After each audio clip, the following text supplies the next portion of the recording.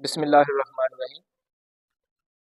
आज हम lecture number 3 7.1 exercise को डिस्कस करेंगे। क्वेश्चन नंबर 1 है, write the vector P Q in the form of x i plus Y J.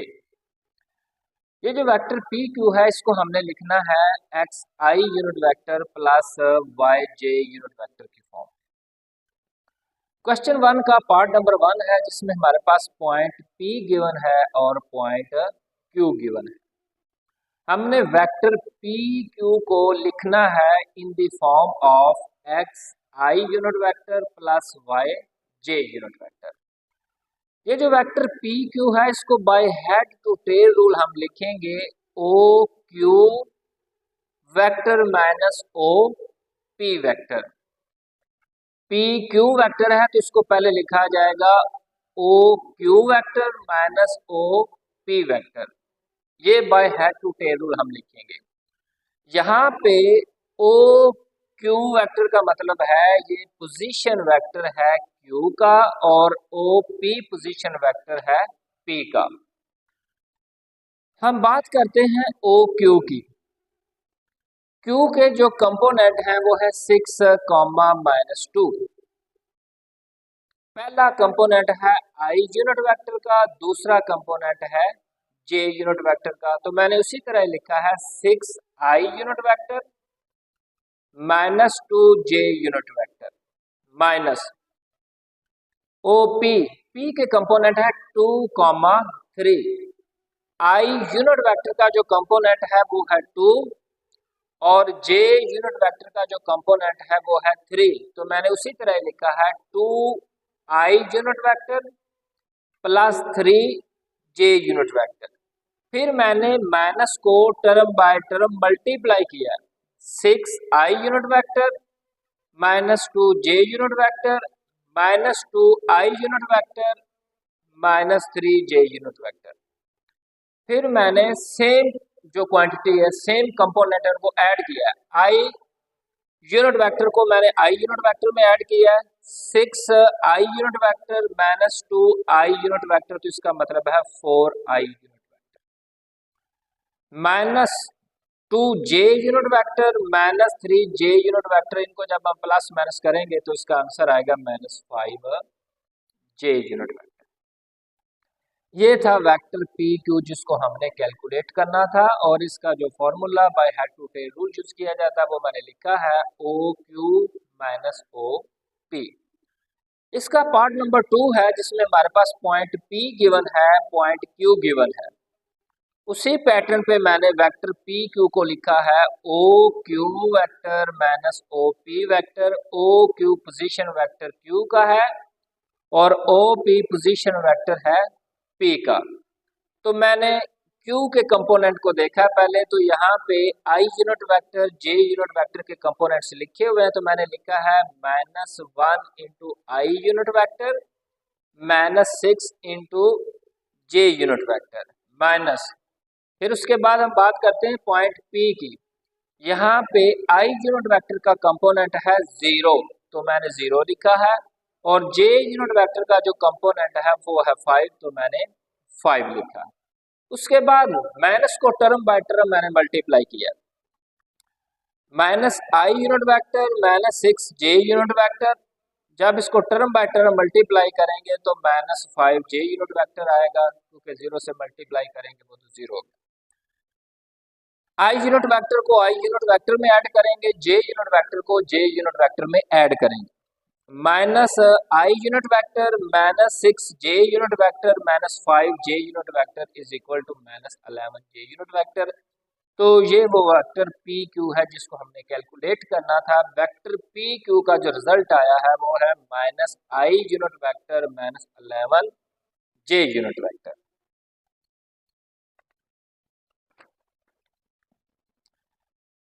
Seven point 1 exercise का question number 4 है,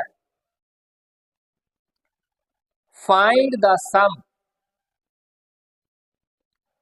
of the vectors A B and C D. हमने vector A B और C D को add करना है। Given the 4 points A B C and D. हमारा जो target है, जो चीज हमने कैलकुलेट करनी है, वो है वेक्टर ए बी को पहले कैलकुलेट करेंगे, फिर वेक्टर सी डी को कैलकुलेट करेंगे, उसके बाद हम इन दोनों को ऐड करेंगे। तो यही हमारा टारगेट है। तो मैंने लिखा है vector A B by head to tail rule. मैंने लिखा है O B vector minus O A vector. O B position vector है बी का, ओ ए पोजीशन वेक्टर है ए का। अब हम चलते हैं पॉइंट बी के ऊपर। यहाँ पे आई का जो कंपोनेंट है वो 2 है और जे का जो कंपोनेंट है वो है 0। तो मैंने लिखा है 2i unit vector plus 0j unit vector minus, अब हम ए के कंपोनेंट लिखते हैं। आई यूनिट वेक्टर का जो कंपोनेंट है वो है 1 और जे का है -1। तो मैंने लिखा है आई यूनिट वेक्टर माइनस जे यूनिट वेक्टर, फिर मैंने माइनस को टर्म बाय टर्म मल्टीप्लाई किया है। 2i unit vector plus 0j unit vector minus आई यूनिट वेक्टर प्लस जे यूनिट वेक्टर। आई यूनिट वेक्टर को आई यूनिट वेक्टर में ऐड करेंगे तो आंसर इसका आएगा आई unit vector, 0j unit vector plus जे यूनिट वेक्टर, तो इसका रिजल्ट लिखा जाएगा जे यूनिट वेक्टर। तो वेक्टर ए बी को हमने कैलकुलेट किया है, जिसका रिजल्ट आया है आई प्लस जे यूनिट वेक्टर। अब हम कैलकुलेट करते हैं वेक्टर सी और डी को। सी डी को by head to tail rule मैंने लिखा है O D minus O C. O D जो है ये एक पोजीशन वेक्टर है डी का, ओ सी पोजीशन वेक्टर है सी का। तो अब हम डी के कंपोनेंट लिखते हैं। डी के कंपोनेंट है -2 आई unit vector plus 2j unit vector. तो मैंने उसी तरह ही लिखा है -2 आई unit vector plus 2j unit vector minus. अब हम सी पॉइंट पे चलते हैं। सी के जो कंपोनेंट्स हैं वो कौन कौन से हैं। वो आई यूनिट वेक्टर का जो कंपोनेंट है वो है -1 और जे यूनिट वेक्टर का जो कंपोनेंट है वो है 3। तो मैंने लिखा है -i unit vector plus 3j unit vector, minus को टर्म बाय टर्म मल्टीप्लाई करेंगे तो ये बनेगा -2 आई unit vector plus 2j unit vector minus minus plus आई unit vector minus plus minus 3j unit vector. आई यूनिट वेक्टर को आई unit vector में add करेंगे तो result आएगा -i unit vector, J unit vector को जे में ऐड करेंगे तो आंसर आएगा -j यूनिट वेक्टर। अभी तक हमने वेक्टर ए बी को कैलकुलेट किया है और वेक्टर सी डी को कैलकुलेट किया है। वेक्टर ए बी को मैंने इक्वेशन 1 का नाम दे दिया है और वेक्टर सी डी को मैंने इक्वेशन 2 का। अब हम फिर क्वेश्चन पे चलते हैं। हमने करना क्या है, फाइंड द सम। हमने सम जमा करना है। किसको जमा करना है, of the vectors A B and C D. A B और सी डी को ऐड करना है, सम करना है, जमा करना है। तो मैंने लिखा equation 1 plus equation 2, left left में ऐड होगी, राइट राइट में। जब मैंने वैल्यू पुट की है तो negative positive cancer, negative positive cancer, तो इसका आंसर आया है 0 वेक्टर। इसका जो आंसर आया वो हमारे पास आया है A B vector plus C D vector. इनको ऐड करेंगे तो हमारे पास जो रिजल्ट आया है वो आया है 0 वेक्टर। हम 0 नहीं लिख सकते, ये 0 वेक्टर है। वेक्टर की एडिशन वो भी वेक्टर फॉर्म में ही आएगी, लेकिन यहाँ पे 0 आया, लेकिन 0 वेक्टर है। तो ये रिजल्ट लिखा गया है vector A B plus vector C D is equal to 0 vector. Question number 5 है, find the vector, find the vector from the point A to the origin. Find the vector from the point A to the origin, A से origin where AB vector is equal to 4i minus 2j and B is the point -2, 5। इसके solution की तरफ हम चलते हैं। ए B vector हमारे पास जो given है, मैंने ए बी को by head to tail rule लिखा है O B minus O A. O B क्या है? ओ बी पोजीशन वेक्टर है बी का और ओ ए पोजीशन वेक्टर है ए का। ए बी की मैंने वैल्यू पुट की है 4i unit vector minus 2j unit vector, और अगर हम पॉइंट बी की बात करें, i यूनिट वेक्टर का कंपोनेंट -2 है और j यूनिट वेक्टर का कंपोनेंट 5 है, तो मैंने लिखा है -2i unit vector plus 5j unit vector minus O A vector. -2i unit vector दूसरी साइड पे जाके बनेगा पॉजिटिव, और ये j यूनिट वेक्टर जो है ये पॉजिटिव है, दूसरी साइड पे जाके बनेगा नेगेटिव। जब i कंपोनेंट को i में ऐड करेंगे, j को j में ऐड करेंगे, तो उसका रिजल्ट बनेगा 6i unit vector minus 7j unit vector is equal to negative O A vector. अब क्वेश्चन की स्टेटमेंट पे चलते हैं। जो चीज हमने कैलकुलेट करनी है वो है from the point A to origin. हमने ए टू ओरिजिन, ए से ओरिजिन की तरफ जाना है, लेकिन हम ओरिजिन से ए की तरफ है। हमने जो चीज कैलकुलेट करनी है, जब हम इसकी जो डायरेक्शन है चेंज करेंगे, माइनस ओ ए वेक्टर को जब हम ए ओ यानी ओरिजिन से ए की तरफ नहीं जाना, हमने ए से ओरिजिन की तरफ जाना है, तो ये नेगेटिव साइन पॉजिटिव में चेंज हो जाएगा, जो हमारा टारगेट है वो भी कंप्लीट हो जाएगा। एक्सरसाइज है 7.2। Question number 1, let point A B and C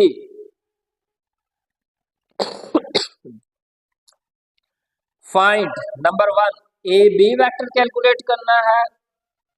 number 2 2 A B vector minus C B vector. Number 3 2 C B vector minus 2 C A vector. जिस तरह आपने पहले क्वेश्चन किया उसी पैटर्न पे इसको सॉल्व करना है। तो मैंने इसका पार्ट नंबर 1 लिखा है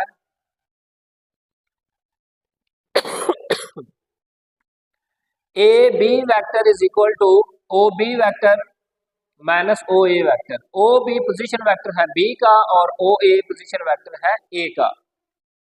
तो मैंने वैल्यू पुट की है माइनस आई यूनिट वेक्टर प्लस जे यूनिट वेक्टर माइनस, जब ए के पॉइंट ए वाली वैल्यू यूज की है तो 2i unit vector plus 5j unit vector, minus को टर्म बाय टर्म मल्टीप्लाई करेंगे तो इसका रिजल्ट आएगा E B vector is equal to minus 3i unit vector minus 4j unit vector.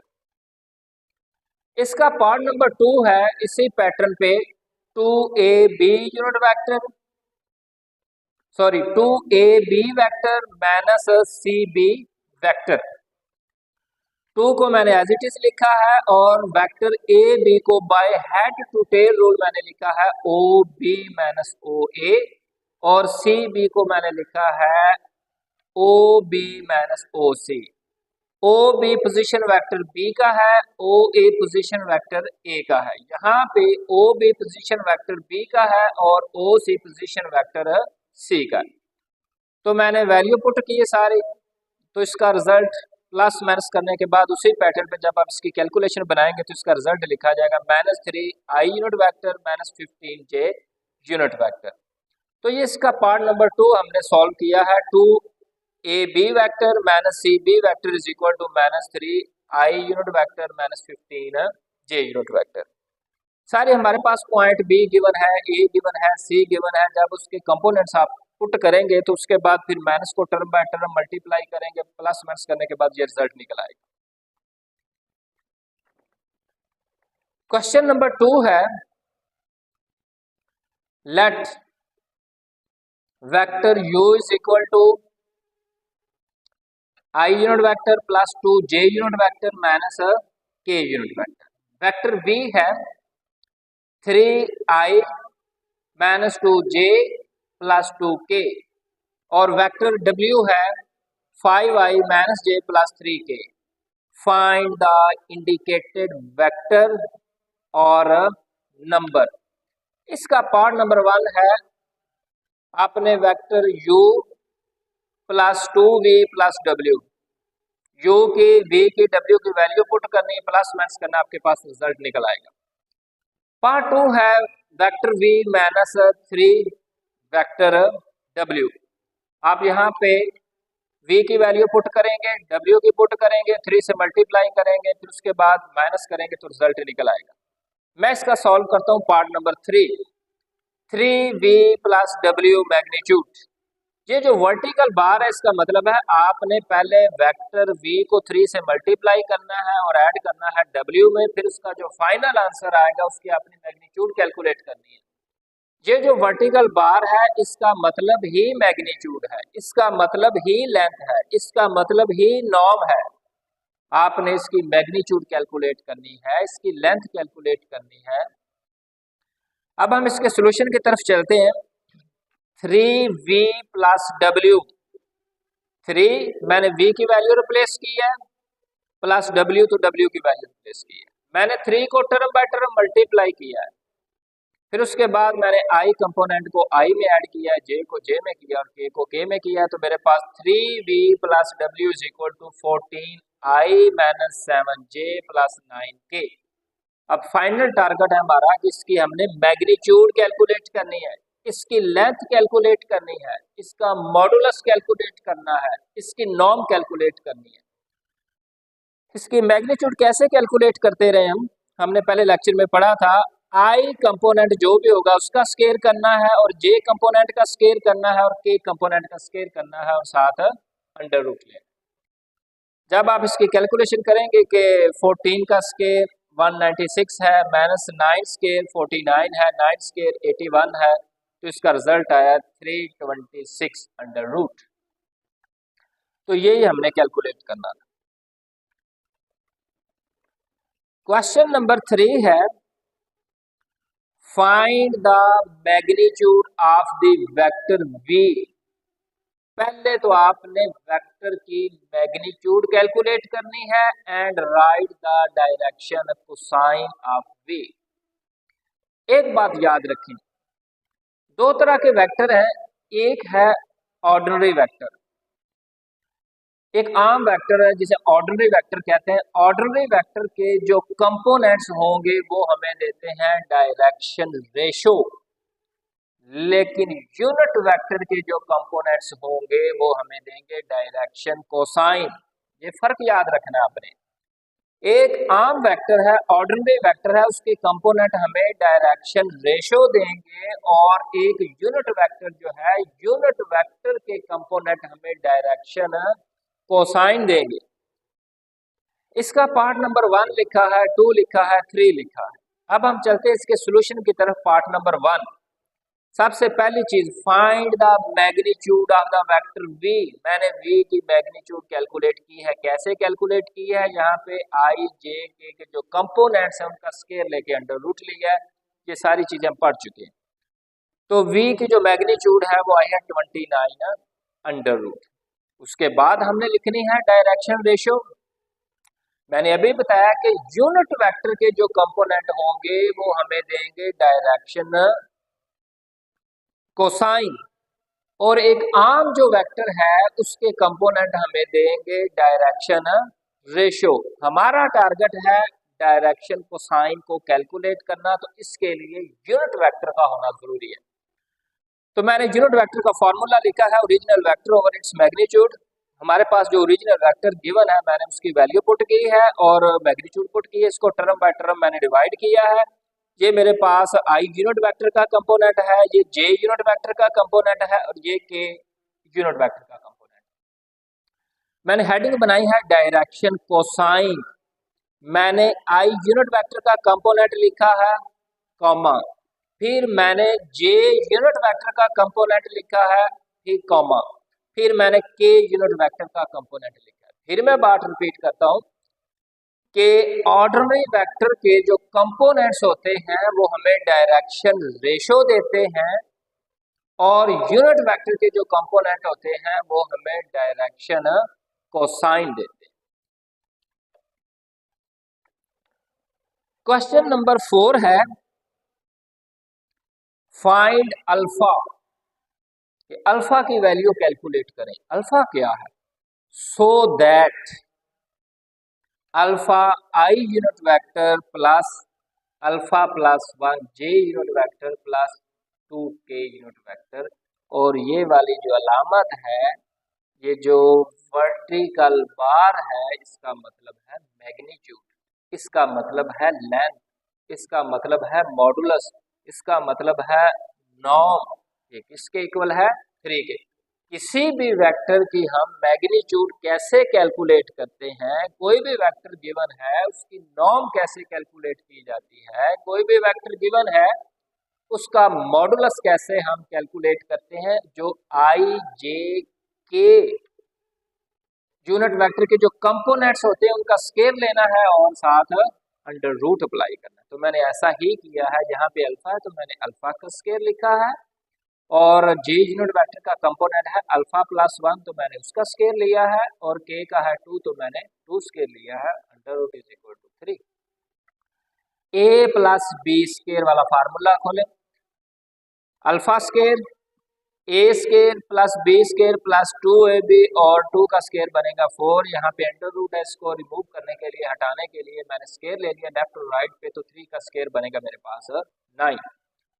Add करेंगे तो 2 alpha square plus 2 alpha plus 5, ये 9 दूसरी side पे जाके माइनस 9 बनेगा is equal to 0। 2 alpha square plus 2 alpha minus 4 is equal to 0। फिर मैंने इसको 2 पे डिवाइड किया तो मेरे पास रिजल्ट आया alpha square plus alpha minus 2 is equal to 0। उसके बाद मैंने इसकी फैक्टराइजेशन की है, alpha square plus 2 alpha minus 2 is equal to 0। यहाँ से मैंने अल्फा कॉमन ले लिया, अल्फा इंटू अल्फा प्लस 2, यहाँ से माइनस को कॉमन लिया है तो alpha plus 2 alpha minus 1 alpha plus 2 is equal to 0। जब अल्फा माइनस 1 को 0 के इक्वल पुट करेंगे तो अल्फा की वैल्यू 1 आएगी, अल्फा प्लस 2 को 0 के इक्वल पुट करेंगे तो अल्फा की वैल्यू माइनस 2 के इक्वल आएगी। क्वेश्चन नंबर 11 है फाइंड द डायरेक्शन कोसाइन। फिर क्वेश्चन आ गया डायरेक्शन कोसाइन। जहां पे भी डायरेक्शन कोसाइन लिखा होगा आपने समझ जाना है कि ये किसके कंपोनेंट हैं। ये यूनिट वेक्टर के जो कंपोनेंट्स होते हैं उनको हम बोलते हैं डायरेक्शन कोसाइन। एक आम वेक्टर है, ऑर्डिनरी वेक्टर है, उसके जो कंपोनेंट्स होते हैं उसको हम बोलते हैं direction ratio. Find the direction cosine. अगर हम डायरेक्शन कोसाइन को कैलकुलेट करना चाहते हैं तो सबसे पहले हम वेक्टर का यूनिट वेक्टर कैलकुलेट करेंगे, फिर यूनिट वेक्टर के जो कंपोनेंट्स होंगे उसको हम बोलेंगे direction cosine for the given vector. Part number 1 है, पार्ट नंबर 2 है, पार्ट नंबर 3 है, लेकिन मैं यहाँ पे पार्ट नंबर 3 सॉल्व करूंगा। एक वेक्टर हमारे पास पी क्यू गिवन है, इसको by head to tail rule मैंने लिखा है O Q minus O P. O Q position vector है क्यू का और ओ पी पोजीशन वेक्टर है पी का। हमारे पास पॉइंट पी भी गिवन है, पॉइंट क्यू भी गिवन है। पहला आई यूनिट वेक्टर का कंपोनेंट है, दूसरा जे यूनिट वेक्टर का है, तीसरा के यूनिट वेक्टर का। आई यूनिट वेक्टर, जे यूनिट वेक्टर, के यूनिट वेक्टर के कंपोनेंट्स गिवन है, तो मैंने उसी पैटर्न पे इनकी वैल्यू रिप्लेस की है। तो मेरे पास वेक्टर पी क्यू आया है माइनस आई प्लस 2 जे माइनस 4 के। हमारे पास वेक्टर तो आ गया, अब हमने यूनिट वेक्टर को कैलकुलेट करना है। यूनिट वेक्टर के कंपोनेंट्स ही हमें डायरेक्शन कोसाइन देंगे।